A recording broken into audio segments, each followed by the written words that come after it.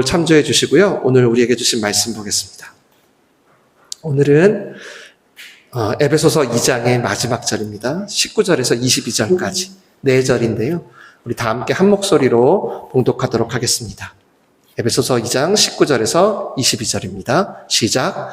이는 그로 말미암아 우리 둘이 한 성령 안에서 아버지께 나아감을 죄송합니다.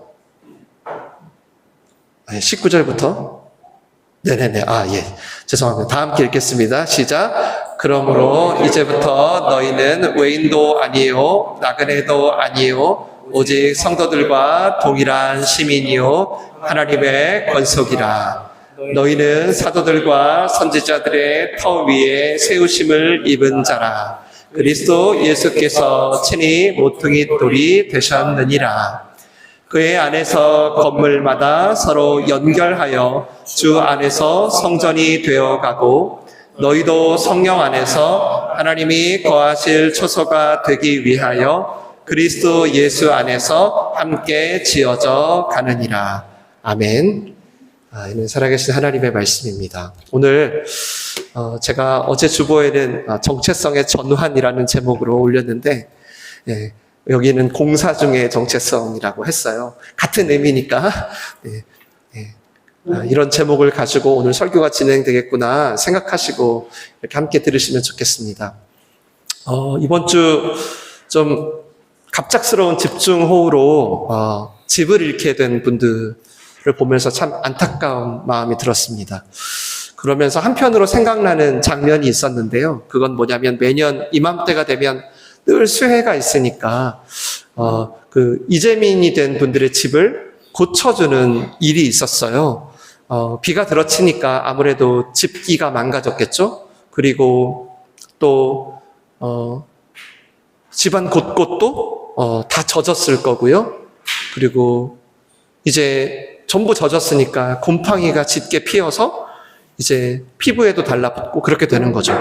그러니까 이제 이런 상황들을 듣고 이제 철거부터 해가지고 보수, 전기, 목공, 도배 이렇게 각 분야의 자원봉사자들이 이렇게 삼삼오오 모이게 된 거예요.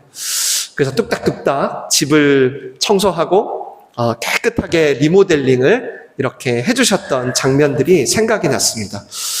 저도 한번 참여를 해볼 기회가 있었어요.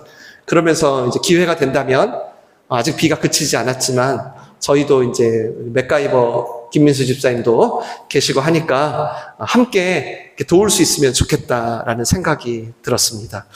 오늘 여러분이 읽은 말씀은 마치 이렇게 이곳저곳 고장난 집을 고쳐가듯이 하나님이 거하실 처소가 되기 위하여 우리가 함께 지어져 간다는 이야기입니다. 한마디로 말하면 우리 인생은 누구나 공사 중이라는 거예요. 아직 완성된 게 아니라.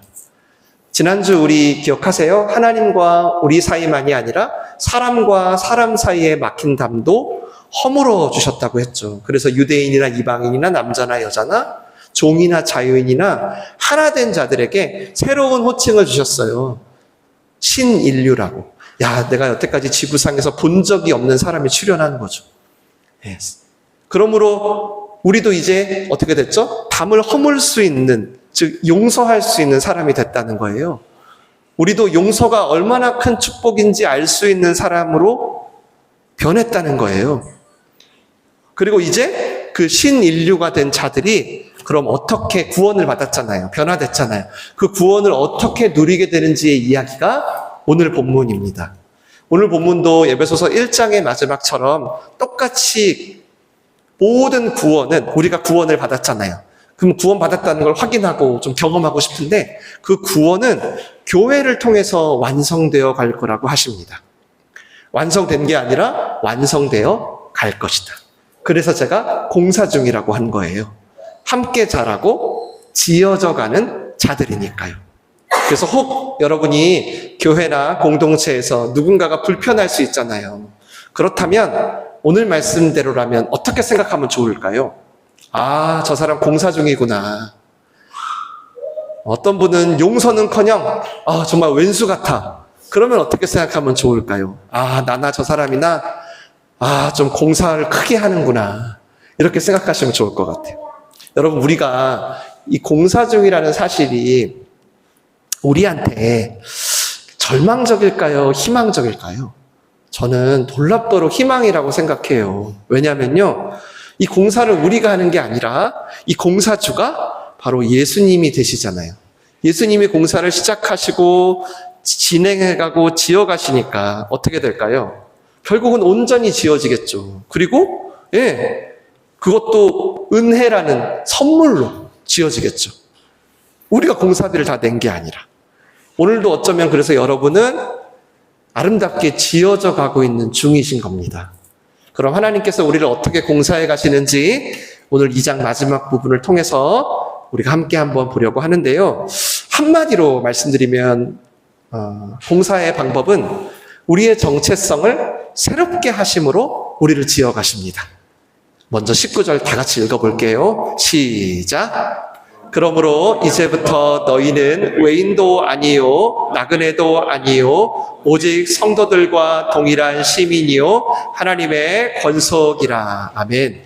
지난주 에베소 사람들은 이방인이었어요. 그래서 나그네라고, 너희는 외인이라고, 너희는 그리스도 안에 있는 게 아니라 그리스도 밖에 있었다. 그래서 소망도 없는 존재였다고 했는데, 근데 오직 하나님의 은혜로 예수 그리스도께서 모든 막힌 담을 허무셨다는 그 복음을 받아들인 너희는 이제는 외인도 아니고 멀리 있는 것도 아닌 바로 시민이라는 겁니다. 정체성이 바뀌었죠. 시민으로. 여러분, 시민권을 가진 사람들은 어때요? 혹시 외국에서 시민권을 가져본 분 계신가요? 그리고 시민권을 가진 분들과 패스포트를 갖고 잠깐 외인으로서 방문한 분들은 완전히 다르죠. 맞죠? 외인들은 시민들과 함께 좀 어울리는 것 같아도 결국 여권을 갖고 사는 자들이거든요. 그래서 평소에는 아무 문제 없이 같이 잘 어울려요. 근데 그러다가 만약 지금 이 나라와 내가 원래 살던 내 나라와 전쟁이 났어요. 그럼 어떻게 될까요? 적군이 되는 거죠. 네. 그래서 외인들은 국가의 어려움이 닥치면 금세 드러나게 돼 있어요. 네. 여권만 가진 채 머문 자들은 어떨까요? 당연히 어려움이 닥치면 금세 나의 필요를 따라 다른 나라로 옮겨갑니다. 근데 시민들은 어떨까요? 나라의 어려움이 닥치면 더 힘을 합쳐가지고 똘똘 뭉치죠. 마치 우리 IMF 때 우리 금모으기 했듯이. 평안할 때는 다 섞여가지고 교회를 이루고 있는 것 같지만요, 정작 어려움이 닥치면요, 그 사람이 외인인지 아닌지 드러나게 된다는 거예요. 또 시민은 어떻죠? 당연히 그 나라의 법률과 질서를, 관습을 따르게 돼요. 왜냐하면 그 나라 시민이니까요. 그래서 구원받고 하나님 나라의 시민이 된 분들은 하나님의 법을, 질서를 사랑하고 지키게 됩니다. 시민은 그 나라의 법과 생활 방식과 언어와 함께 묶여 있는 거잖아요. 맞죠? 이렇게. 그러니까 외인과 다르게 그 나라의 질서를 자연스럽게 지키게 되는 거예요. 아울러 그러므로 뭘 받아요? 그 나라의 보호를 받아요. 우리가 무슨 일이 생기면 국가가 나서듯이 하나님의 완전하신 보호를 받습니다. 그러니까 시민들은 이 나라의 주권자가 얼마나 나를 보호하는지 알기 때문에 더더욱 그 질서 안에서 살려고 하는 거예요.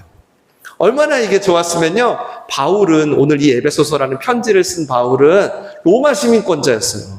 당시 누구나 부러워하고 누구나 갖고 싶었던 선망의 대상. 근데 바울이 뭐라 그랬죠? 하나님 나라의 시민권 앞에서 배설물처럼 버려버렸죠. 왜? 하나님 나라의 시민권이 그 모든 것을 팔아서라도 가져야 할 감추인 보화 같은 것임을 알았기 때문이에요.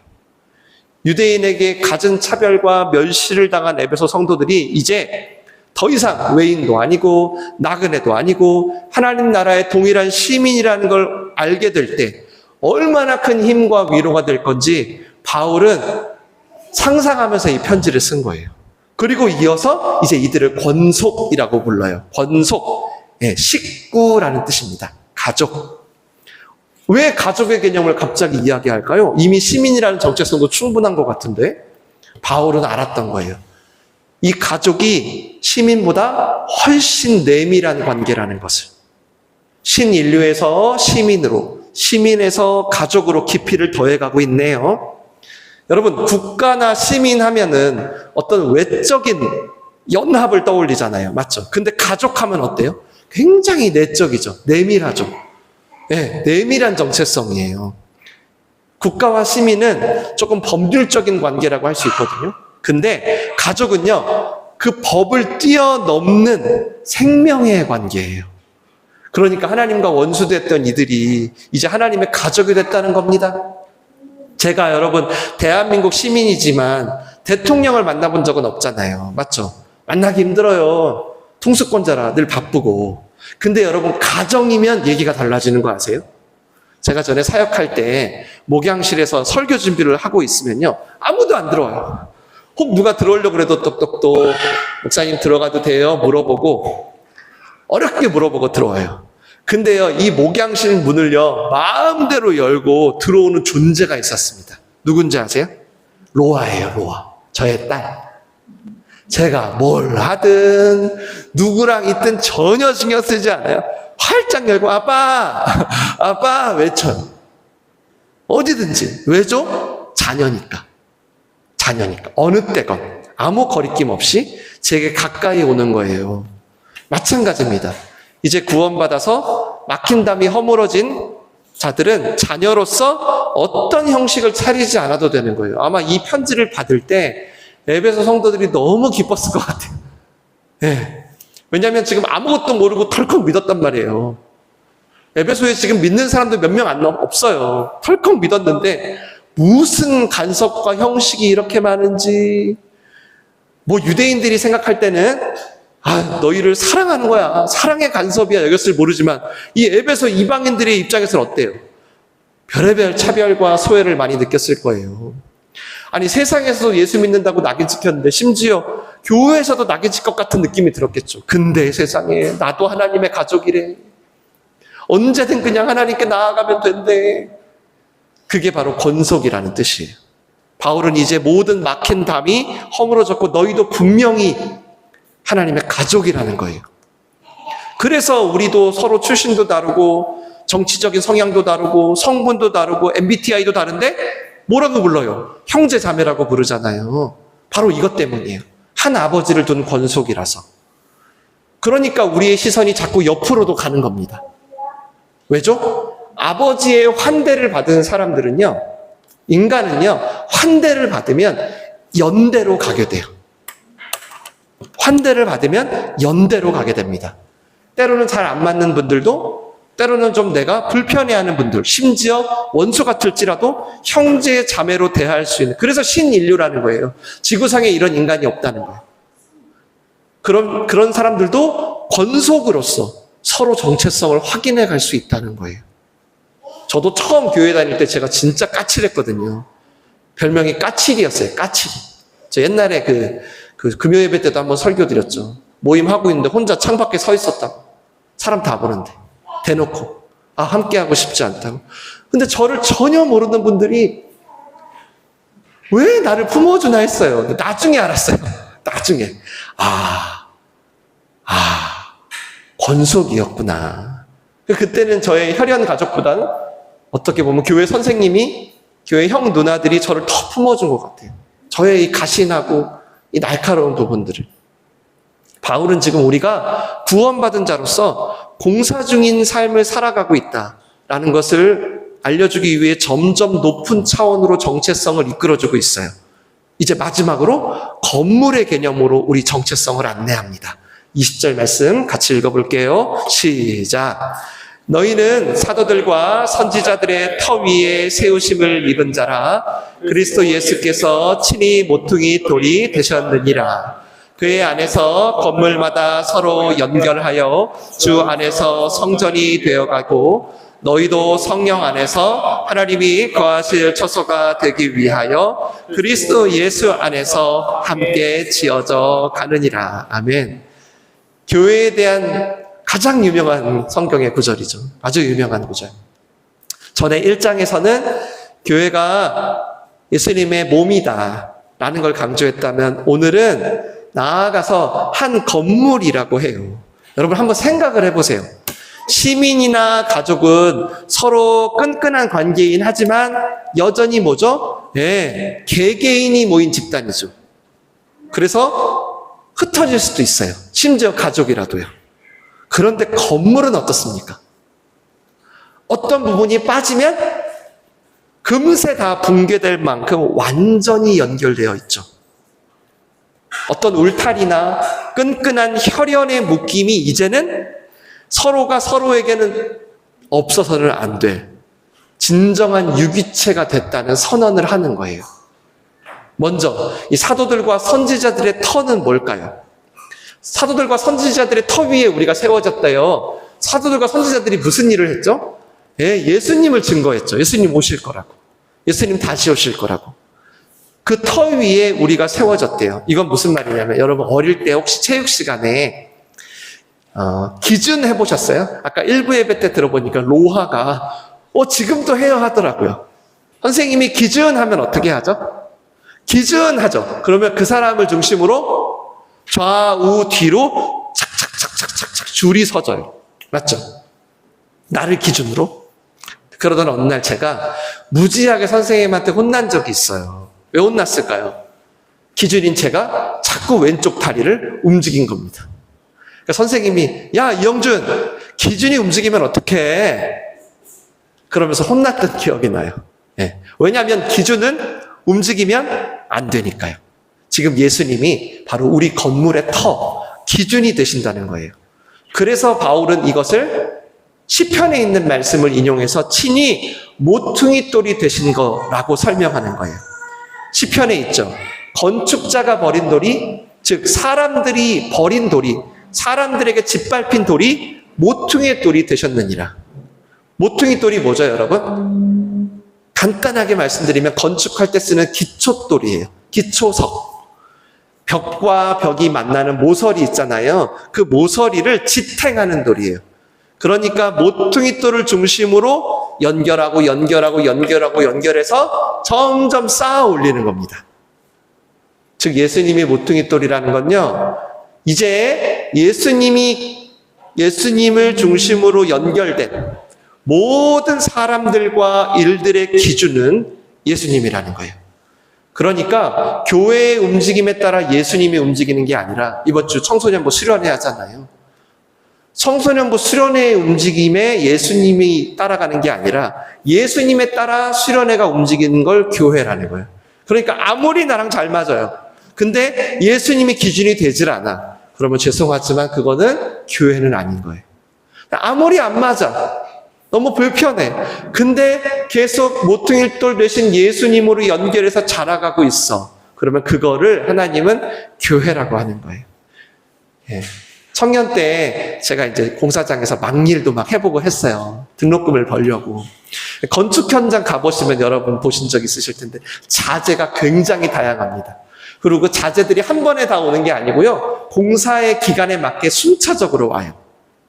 근데 여러분 그 자재들이 비싼 자재, 안 비싼 자재, 많은 자재, 적은 자재 다양한데 그 자재가 아무리 훌륭해도 그 설계자의 의도에 따라 연결되지 않으면 집이 지어져요? 안 지어져요?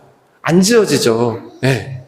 지금 말씀을 보면 뭐라 그러세요? 건물마다 서로 연결하여 하나님이 거하실 처소가 되기 위해 함께 지어져 가느니라.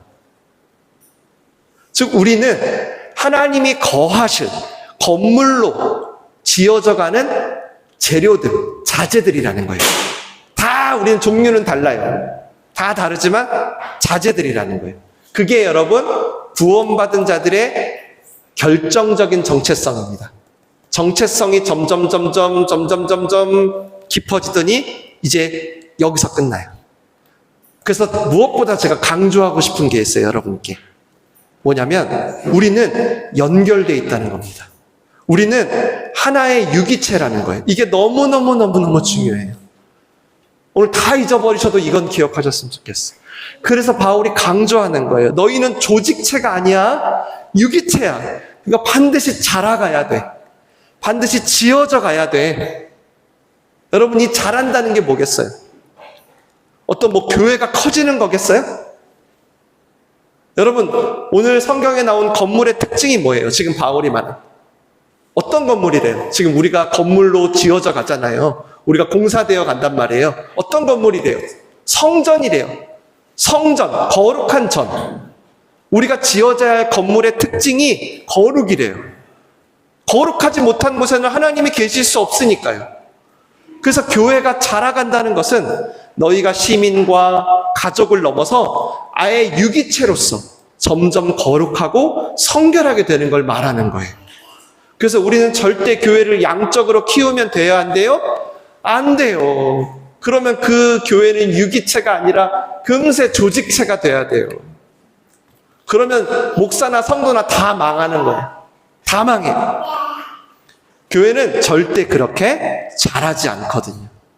그 안에 연결된 분이 몇 분이든, 그분이 전라도 출신이든 경상도 출신이든, 그분이 종이든 자유인이든 누구나 거룩하고 성결하게 되어가는 걸 교회가 자란다라고 하는 거예요. 그거를 교회가 부흥한다라고 하는 거예요. 즉 우리가 시민을 넘고 가족을 넘어 교회라는 정체성을 가지는 건 하나님이 거하실 수 있는 성전에 맞게, 성전에 맞는 재료들로 만들어져 간다는 뜻입니다. 네. 그래서 제가 솔직히 좀 말씀드리면 교회를 다닌다라는 말은요, 성경에는 안 맞는 말이에요. 조금 더 직선적으로 말씀드리면 쓰면 안 되는 잘못된 말이에요. 다른 마땅한 말이 없어서 너 어느 교회 다녀? 나 사랑의 교회 다녀 라고 하는데, 사실은 교회는 다닌다고 하면 교회를 하나의 유기체로 본 게 아니라 나와 분리된 한 기관으로 인식하게 되는 거예요. 네. 나와 분리된 어떤 종교적인 서비스를 받는 기관으로 여기게 되는 거예요. 마치 소비자의 심리처럼요. 그러면요, 아무래도 사람들은요, 유기체보다 조직화된 교회로 몰릴 수밖에 없어요. 내가 어느 교회를 가면 더 많은 종교적인 서비스를 받을 수 있을까? 어디가 내가 져야 될 부담은 확 줄어들고 내가 받을 서비스는 확 늘어날까? 그러니까 안타깝게도 이 시대 많은 사람들이 교회를 다니지만 구원을 누리지 못하는 거예요. 나와 교회가 철저히 분리되어 있어서. 여러분, 성경은 단 한 번도 교회 다닌다는 개념이 없어요. 단 한 번도 그런 말을 하지 않아요. 그럼 누가 만든 거예요? 2000년 동안 우리가 그렇게 만들어 간 거죠. 전에 제가 공동체 설교할 때 말씀드렸었는데, 본래 우리는 처음 창조될 때도 유기체로 창조됐다고 했었죠. 왜죠? 성부, 성자, 성령, 삼위일체의 관계 속에서. 너무나 신비하죠. 하나인데 셋이고 셋인데 하나. 그렇게 할 수밖에 없는 그 신비한 유기체가 하나님의 속성이에요. 하나님의 존재예요. 근데 그 존재가 당신의 형상대로 우리를 만들었어요. 그러니까 우리는 처음부터 유기체적인 존재가 될 수밖에 없는 거예요. 그러니까 사람이 언제 가장 사람다워지는지 아세요? 바로 유기체가 될 때, 공동체가 될 때예요. 그게 창조의 본성이에요. 그래서 우리가 유기체라는 걸 알고 받아들이고, 내가 누군가와 함께 지어져 간다는 걸 받아들이고 지어져 가기 시작하면, 그런 여러분을 보고 믿지 않는 분들이 나도 시민이 되고 싶고, 나도 가족이 되고 싶고, 나도 교회가 되고 싶어지는 거예요. 막 억지로 끌고 오는 게 아니라. 우리를 위해서 죽으신 예수님이 친히 모퉁이 돌의 기준이 되어주셨단 말이에요. 그러니까 우리도 자기를 부인하면서 나만이 아니라 함께 지어져 가는 삶을 사는 거예요. 근데 물론 이것도 오늘 성경에 보니까 우리가 하는 게 아니에요. 뭐라 그래요? 성령 안에서 함께 지어져 간다. 바람이 불고 폭풍이 불고 파도가 쳐도 우리가 온전히 지어져 갈 수 있는 이유는 뭐냐면, 우리 자신을 보면 물론 비도 새고 지금 물도 새고 지붕도 고장나고 곰팡이도 들고 하죠. 그런데 그때마다 오직 은혜로 성령께서 친히 도배도 해주시고 지붕도 고칠 수 있게 사람을 보내주시고 하면서 우리 인생에 남은 공사들을 어떻게? 계속 계속 이어가게 해주시는 거예요. 그래서 이 시간 여러분이 드리는 예배도 솔직히 말씀드리면 보수공사하는 시간이에요. 보수공사. 여러분 한 주간 너무 망가져 계시거든요. 특히 여러분 마음이 너무 많이 힘들어요. 너무 불안하고요. 너무 많은 것들이 덕지덕지 붙어 있어요. 복잡하죠. 그래서 그 각자의 마음을 다시 기준 모퉁이돌 앞에 모이게 하는 거예요. 그래서 연결해 주는 거예요. 그러면서 깨뜨릴 건 좀 정으로 깨뜨려 주시고, 보듬을 건 좀 보듬어 주시고, 고칠 건 고쳐 주시면서 보수공사해 주시는 거예요. 왜? 오늘 말씀에 뭐라 그래요? 다시 하나님이 온전히 거하시도록. 그러니까 우리가 어떤 개인적으로 그저 교회를 다니는 것 같잖아요. 맞죠? 내가 혼자 그냥 내 생각으로 교회를 다니는 것 같지만 어쩌죠? 하나님은 그렇게 안 본다는 거예요. 하나님은 연결로 본다는 거예요.